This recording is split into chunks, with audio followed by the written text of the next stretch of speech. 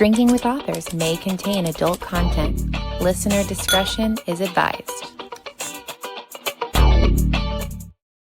Welcome, everyone, to another episode of Drinking with Authors. I'm your host, as always, Nick Savage. And this episode, as all episodes, are brought to you by Four Horsemen Publications.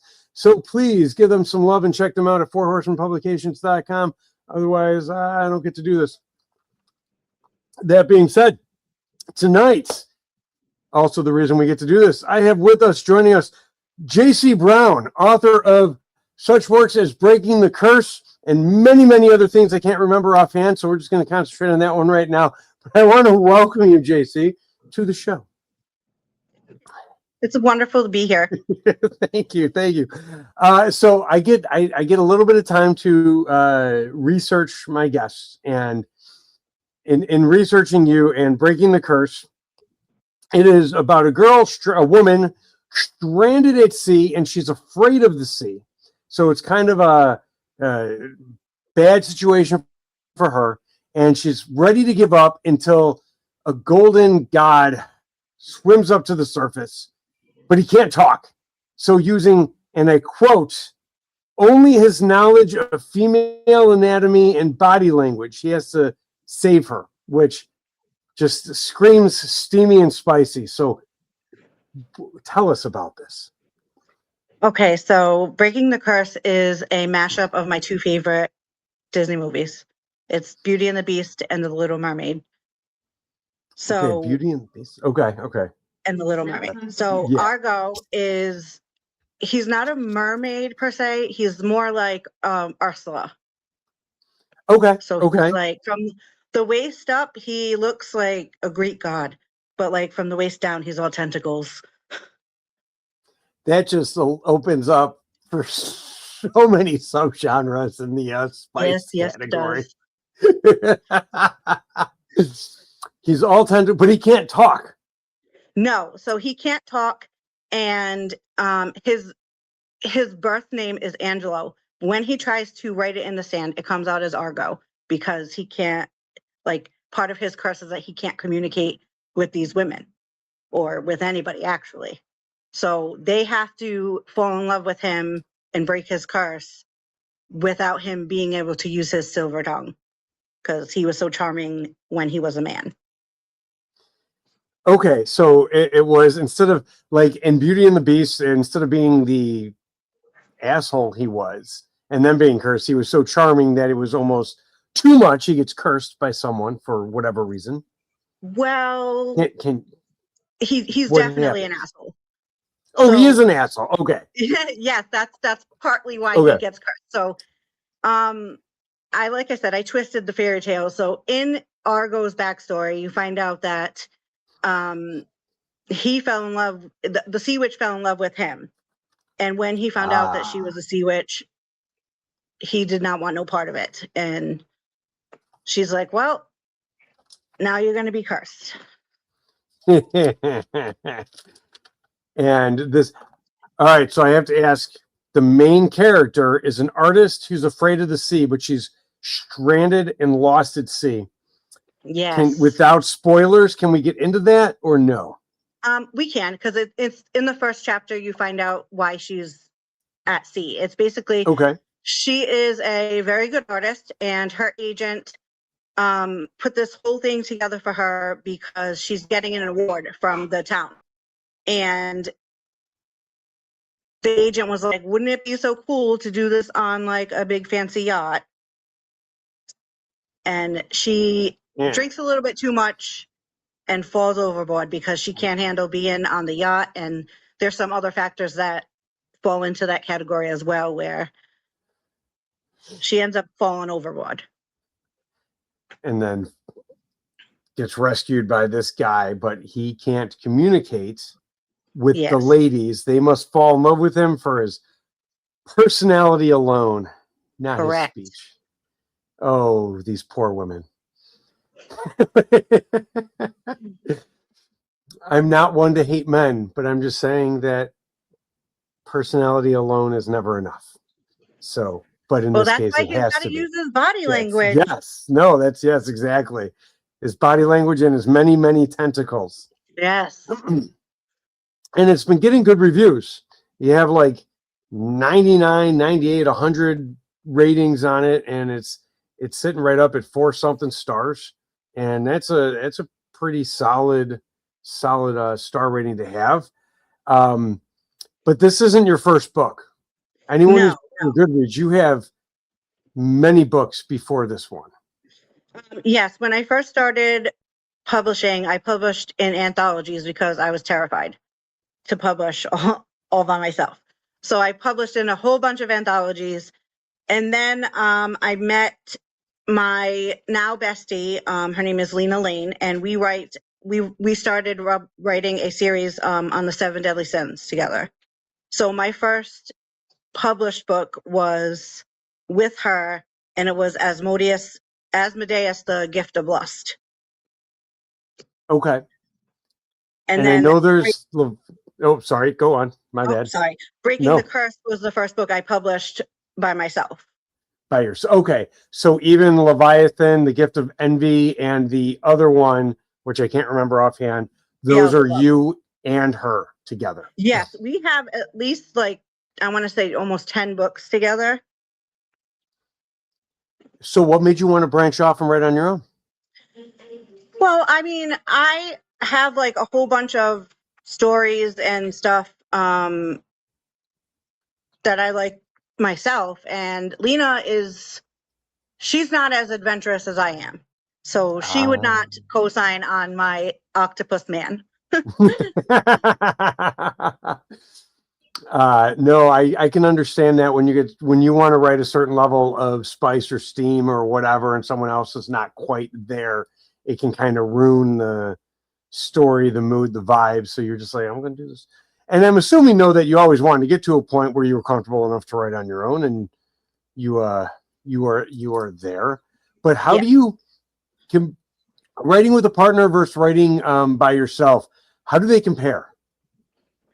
Well, the only partner I've ever written with really is Lena, and I have to say, she is a wonderful human being, and I love her to death. But we have 2 very different styles of writing. I plot out the entire book from page 1 to the last page. That's how I write. She does not. She sits down and she just writes, and wherever it takes you, it takes you. So when we write together, we have to compromise a lot. And it's wonderful because it makes, like, we joke all the time that we have one brain cell and it bounces back and forth between us. So when we write, we literally write both characters together with what I call a skeleton outline, which basically says, like, these are the main things that need to happen in the story to progress it. However we get there, like, she can take creative freedom. And sometimes she'll call me and be like, I did a thing and I need you to fix it. So I'll have to go in there and figure out, like, what to do. Like, one time she's like, hey, our main character, I killed her. You can't do that. Yeah, you can't. What do we do now?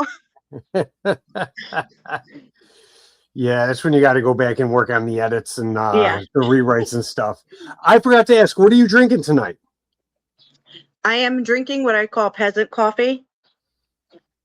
I usually drink coffee with creamer, but today my child decided that he wanted some creamer in his coffee, so there was none left for me. So I'm just drinking it with milk. Oh, milk is good though. I like milk and coffee. I don't like the taste of coffee. Oh, you just need the caffeine, so you need your.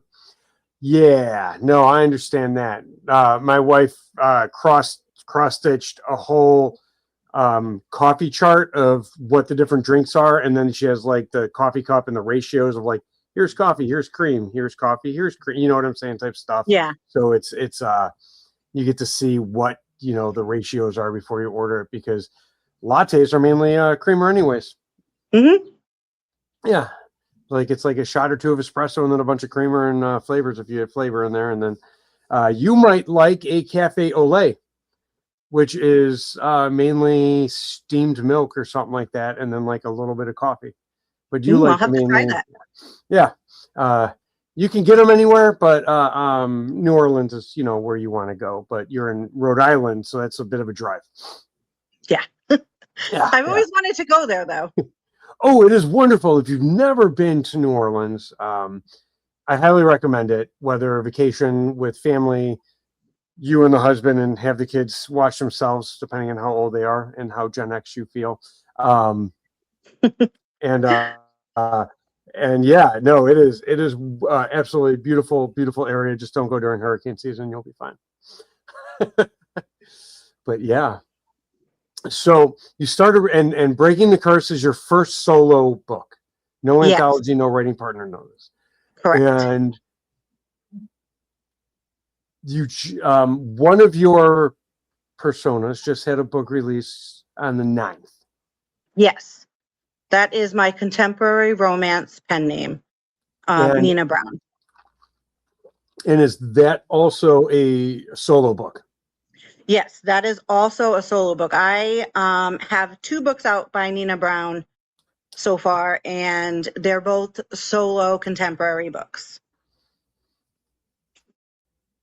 Breaking the Curse, though, is J.C. Brown. Yes. So okay, J.C. making sure I Brown get my writes stuff right. Yes. all paranormal, monster romance, romantasy, anything that's not normal would be under J.C. Brown. And then just your modern, contemporary world set, like real world set stuff is. Yes. Okay. Yes. Can you tell us about the one that came out? Absolutely. Mr. St. James is part of a multi-author series. They're not so much connected other than the series name, which is the CEOs of Kink. Okay.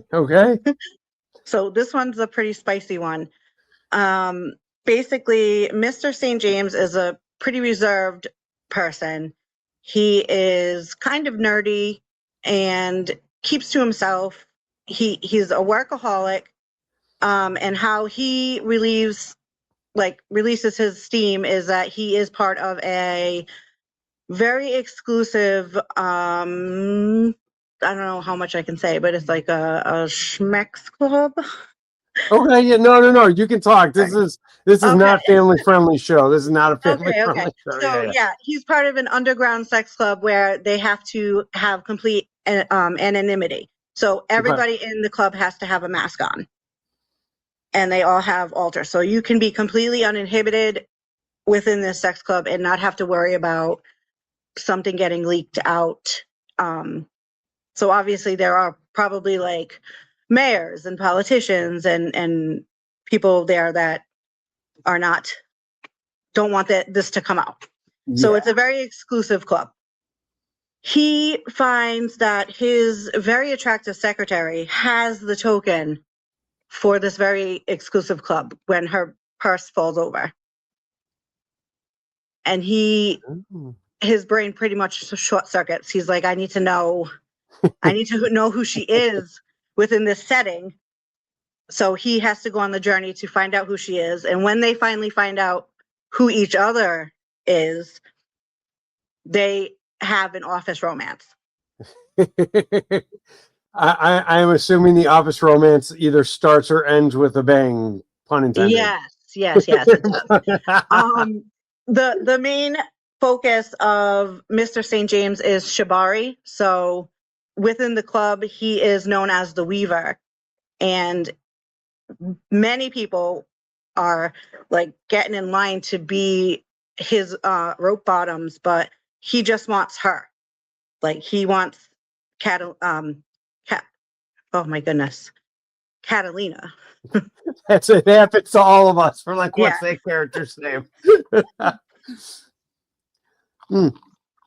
So it's a multi-author series, but you wrote this entry into the series yourself. It's not like the other authors had a thing. Is it a one and done then for you, or do you get to contribute more than one if you want? If I wanted to, I could have, but I just picked the one for the time being.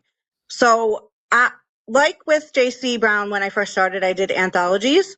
Yes. With Nina Brown, I'm starting out doing a multi-author series just to try to get the name Nina Brown out there. So I feel like if it's part of a series with other contemporary romance authors, I might get some readers that are doing the read through of the series. Yes. Okay. And now, coming out on the 25th of July, Yes. you have one that sounds just as spicy, maybe. Faking the Heat, Firehouse 99. Yes. Once again, it's part of another multi-author series. This one is a shared world. So my character works in the firehouse, and all the other characters in the firehouse will have their own book within the series. So we have some crossover characters in all the books. Okay. So we work together. So here's my question for you, because you have the casual readers who just want to read for the funsies of it. You have the more serious readers who want things to have the continuity. And of course, you have the readers who just want the sex. If you're writing characters that cross over from within the world and other authors are writing them, how close are you trying to make these characters sound and act versus the way other authors in the series are writing them? Well, I can't speak for the other authors, but I can say when I'm writing Faking the Heat, anytime that my character is in the firehouse and wants to interact with another character, we have like a group chat, and I'll put in the chat like, hey, I'm writing this scene where Sterling is working out and he needs to talk to somebody about his love life or something. Yeah. And somebody will chime in and be like, hey, I think our character's on the same shift. We can talk it out. And then I'll write the scene and send it to that author. And the author will look at it and be like, okay, that sounds like my character. Or they'll change the dialogue, to sound a little bit more like their character. That's actually wonderful to have that, because then you get the continuity and consistency.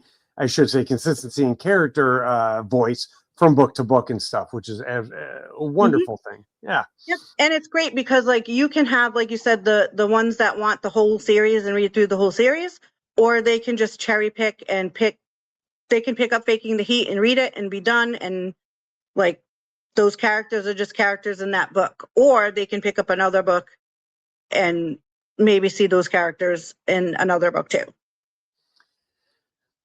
I am assuming you said earlier that this was your intro to Nina Brown, so you are doing the multi-author kind of works first. I'm assuming much like with your more established name, you want to do solo stuff that is contained within yourself in your own worlds instead of shared worlds as well. I find anthologies harder than writing standalones, and it's not because of the other authors in it, but because of the word count being so much shorter. I don't know how do you feel about that? Like, do you feel more restrained and confined when it's a shorter word count versus longer, or do you find it easier? I find it difficult for the ones that are shorter word counts. Luckily, I was able to find anthologies that were ebook only for many of them. So the word count didn't really matter. So like the minimum word count was like 10,000, but you could go up to 40,000 words if you needed to. So you could write it a whole book and put it in there pretty much. And just be part of the anthology. Yes. So here's a question for you then, because eventually the copyrights or their publishing licensing rights will run out on those. Do you plan on just taking all the works you've submitted to anthologies and making a kind of compendium of your own, like your own anthology? That's a really good idea, but no, because it would just be too many books. So I'm a cover whore. So I basically collect covers, like book covers. So I have a whole folder of book covers that I've collected over the years, and they all have stories to go with them. I just haven't written them or published them yet. So So you're gonna when I let did, yeah. so when I did the anthologies, those stories already had covers to go with them.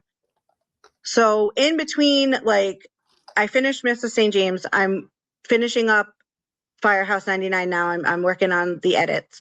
And in between, like, if I need a break from Firehouse 99, I will go into like one of my older books and do some work, do some tweaking, maybe rework some of the scenes and add to it. And eventually that'll come out on its own. Nice. Yeah. Sometimes it's nice to just let things you wrote lie where they were instead of trying to, you know what I'm saying, like recompendium them all and push them out again and stuff, because you grow as a writer, so you want to push out your newer works. But I like the way that you're like, ooh, that's a good idea, but no. Thank you. I'm glad I can have a good idea once in a while, you know? So you have the one book that came out, Firehouse 99, coming out on July 25th. What do you have in the works? After Firehouse 99, I'm currently working on Leviathan with Lena Lane. We're in our edit stage right now. So the book is done. We're just going through it and polishing it. And then I'll be working on another shared world, but this one's for J.C. Brown. It is called Backstage Beasts, and my book is called Stonehearts. It's basically monster rock band. Monster rock bands. Yep. Four-member monster rock band is finally going on tour, and we're gonna get perspectives from all four bandmates.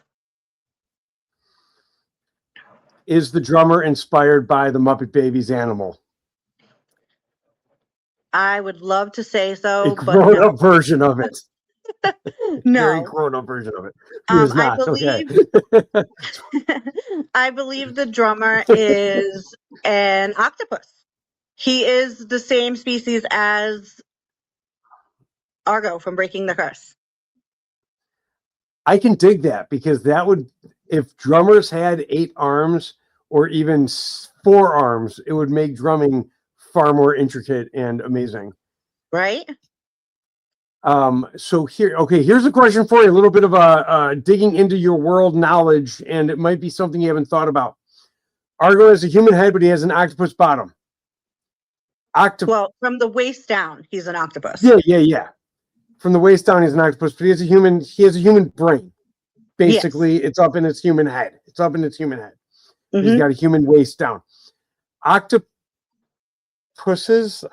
however you want to say it, can control each of their limbs independently. Correct. Does Argo have the ability to do that? Yes. Okay. So he has more of an octopus-style brain.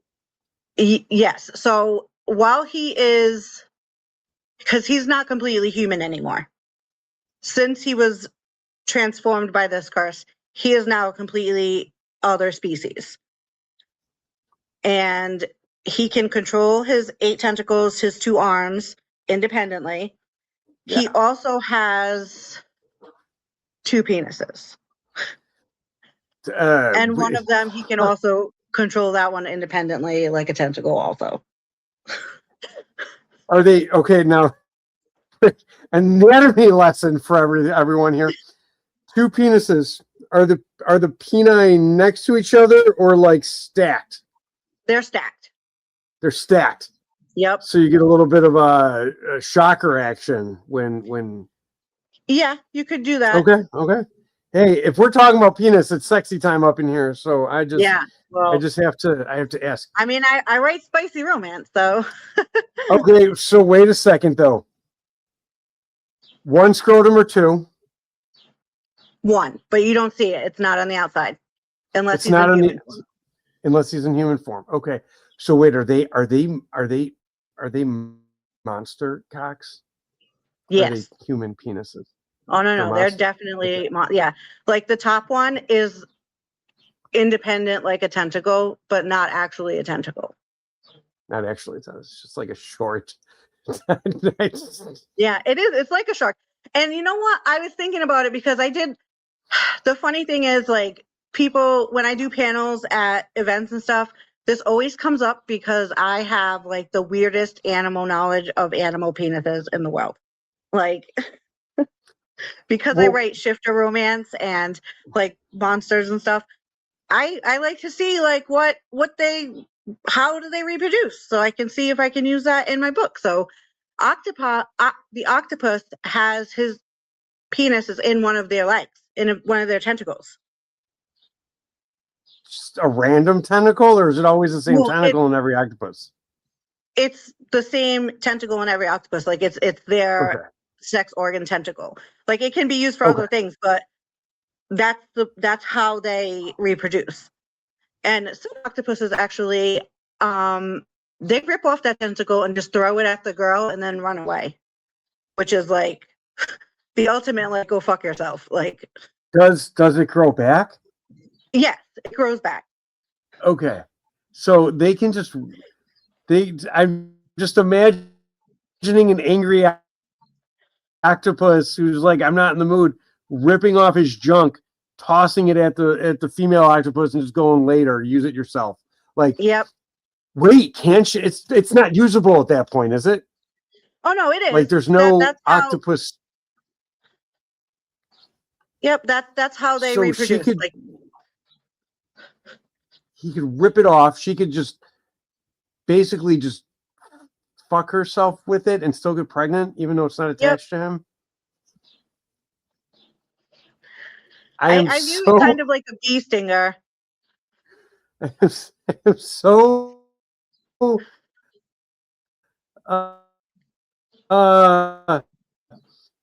I'm just imagining this octopus society where the men are just not in the mood and the women are just like, just stand it to me, and they do, because it is so strange.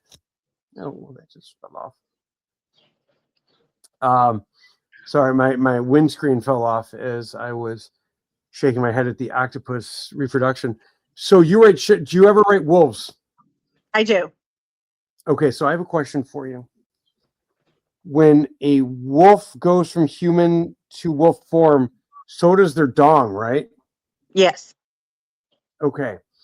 And that is not something a human female would want to, even in the world of romance, kind of tangle themselves up with, right? Because isn't that the one that corkscrews? No, that's actually a pig. A pig. Okay. Yeah. I was thinking, okay. No. Why I know what a pig penis looks like is beyond me, but yeah, okay. So wolves typically they have like a knot that kind of locks everything into place.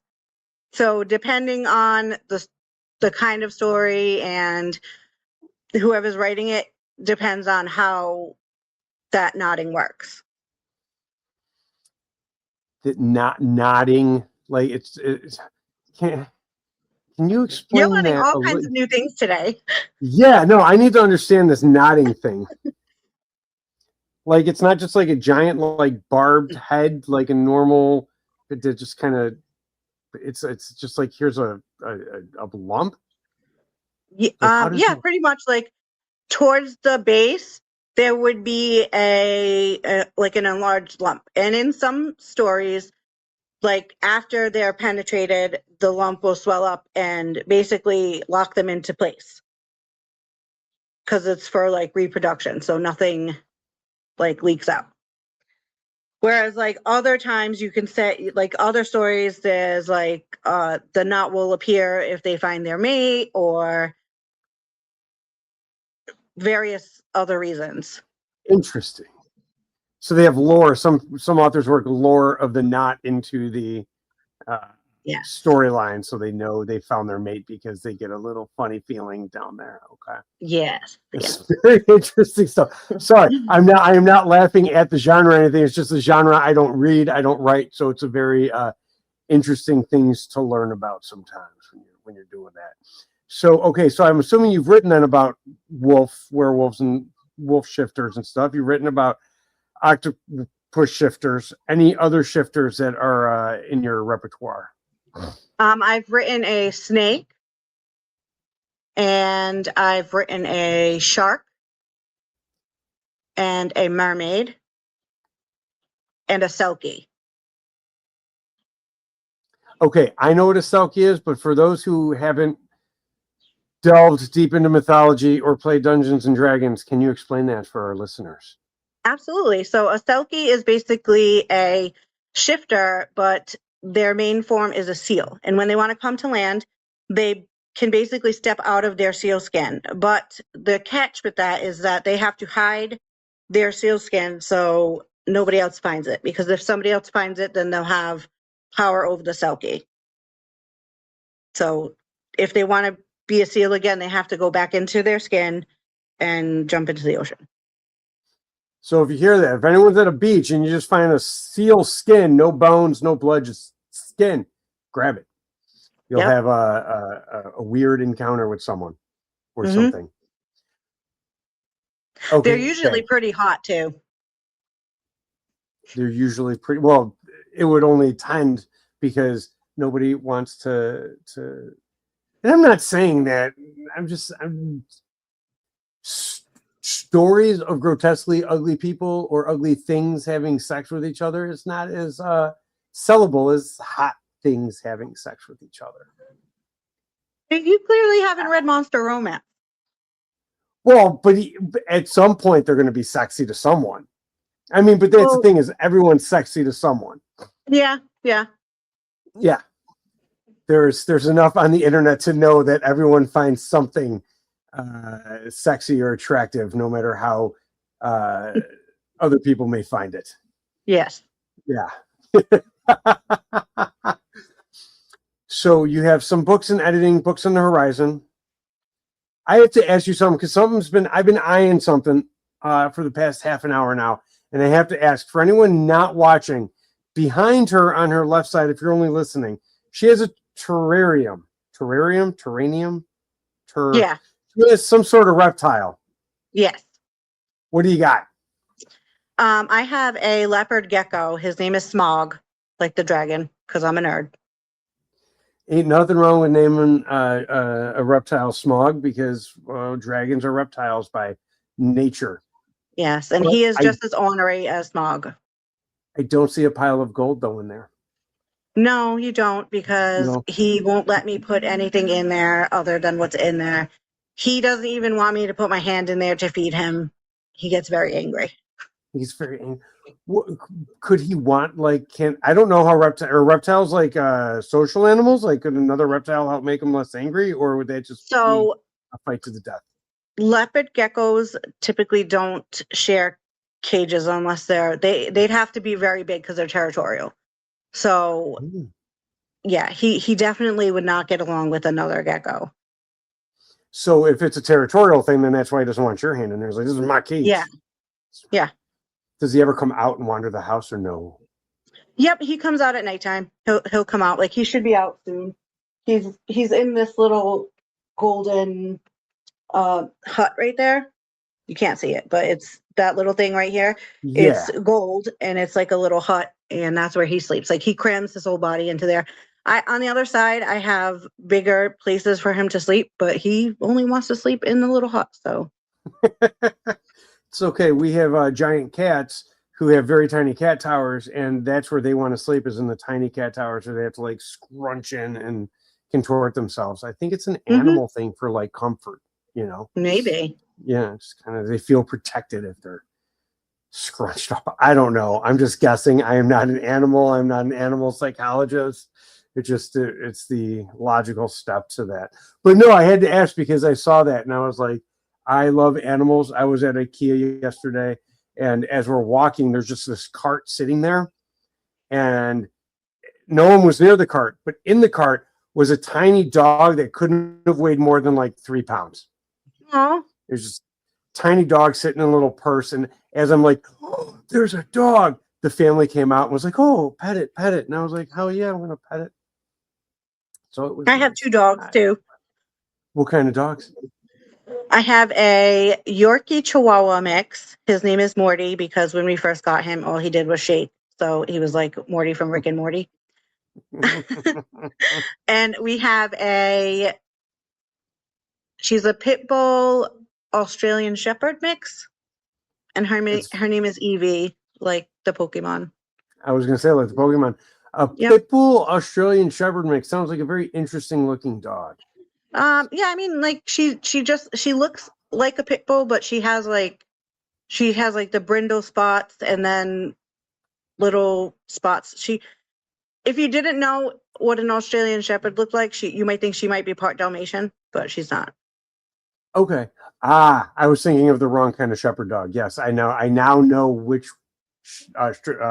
what Australian shepherds look like now that you said that, because I have seen them and I said they're Dalmatians and they were like, no, they're not. And I was like, oh, well, I don't know anything about dogs either. I've only ever had one dog, and it was a Shih Tzu Apsu mix, and it was decades ago. So I'm just like, now I have cats. I love my cats, and I'm having horrible allergies right now. Sorry about that, but I had to ask about the reptiles. Animals are always a fun topic to bring up on the show. And while it's on my mind, if you have a Home Goods near you and you like your coffee, or you want better tasting coffee to go with your creamer, I should say, their coffee section always has real high-end coffees for about half the price. Oh, just throwing I'll have to check that out. Yeah. It's also where we buy most of our flavored syrups from, because they have the 0-calorie Mateo syrups there that are absolutely wonderful. Yes. Anytime we find a bottle of the toasted marshmallow, we have to grab it. That's the best one. Yes, it is the best one, and it's the most expensive one on the Mateo site. So we always have to grab it and put it. We only have like 1 or 2 in the pantry right now, which is fine because we're almost out of the one that's open.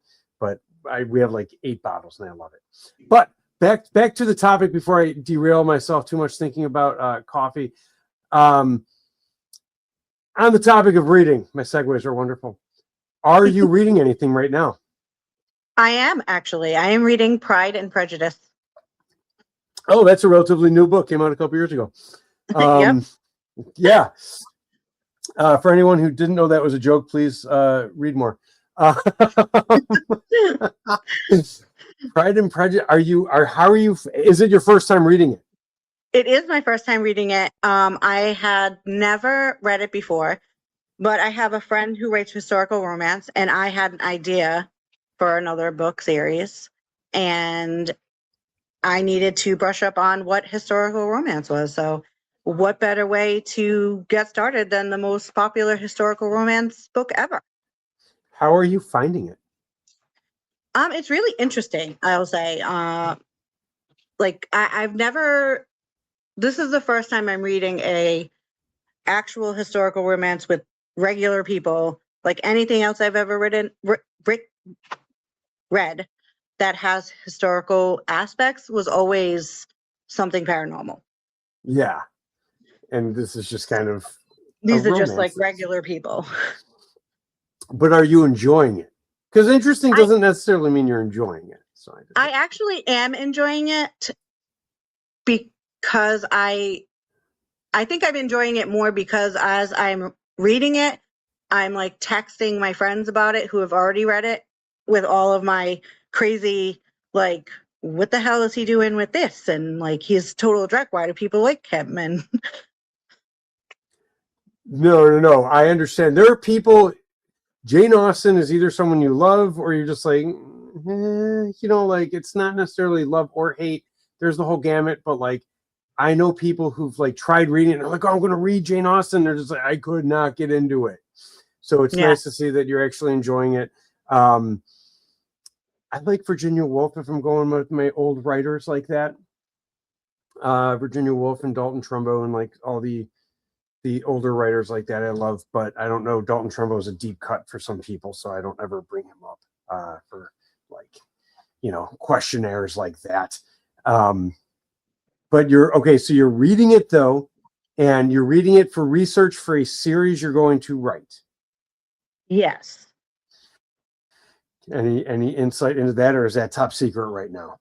Well, it's going to be paranormal, and it's going to be a portal romance. So it'll be like Regency era England, but in another world.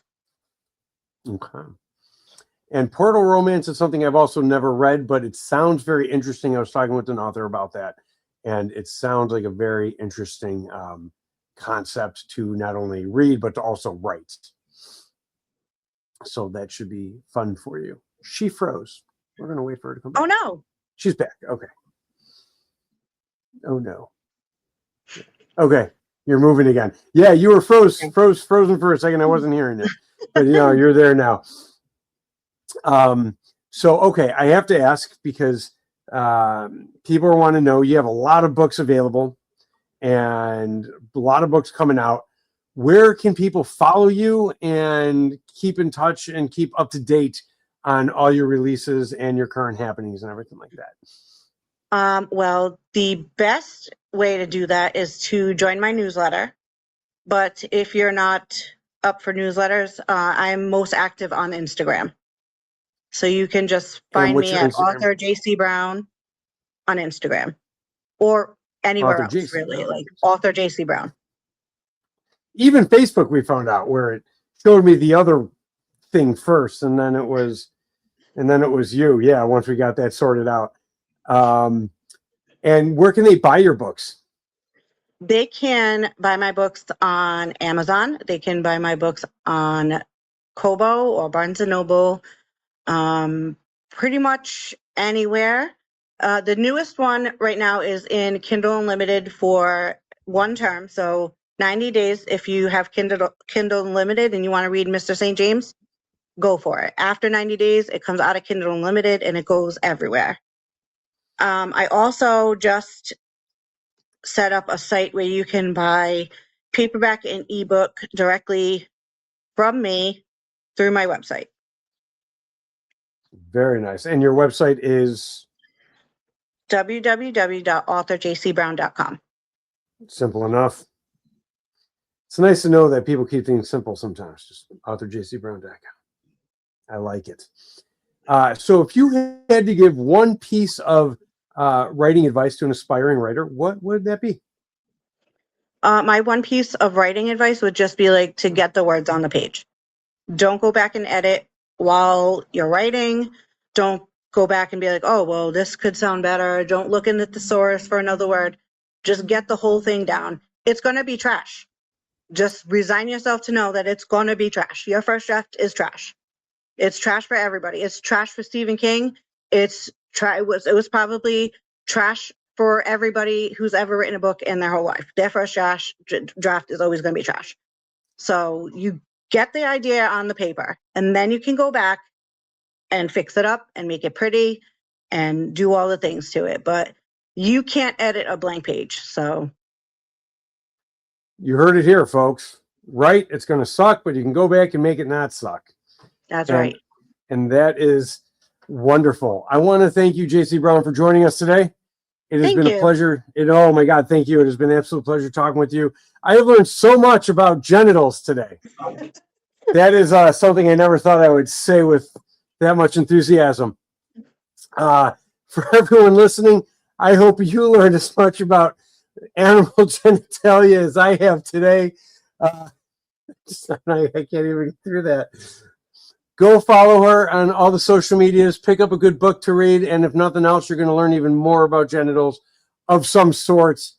But until next time, remember, it costs nothing to be kind. Follow Drinking with Authors. Follow me. Follow her. Follow everyone. Share it all. Make us famous. And I will see you all next time. JC. Thank you for listening to Drinking with Authors. Join us next time for another fun conversation with an author over drinks.